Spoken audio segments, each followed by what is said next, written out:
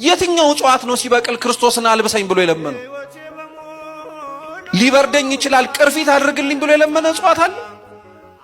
እንደሚያስፈልገው አውቆ እግዚአብሔር ሰጠው እንጂ እግዚአብሔርን እውነት ስለማናምነው ነው እንጂ ክርስቲያኖች እኮ ይሄንን የፈጠረውን ጉሮሮ ውሃና ምግብ ሳይሰጠው የሚያሳድረው ይመስላችኋል? በፍጹም አያደርገውም እኮ።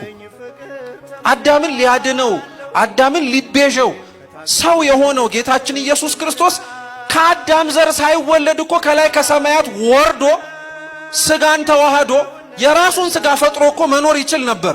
ለምንድነው በሰው ማህፀን ውስጥ በእመቤታችን ማህፀን ውስጥ ማደርን የፈለገው? ንጽሕት ስለሆነች ቅድስት ስለሆነች ብቻ ሳይሆን እነሱ ባጠፉት ጥፋት ውስጥ ሊያድናቸው የፈለገው እግዚአብሔር የእነሱንም ድርሻ ፈልጎ ነበር።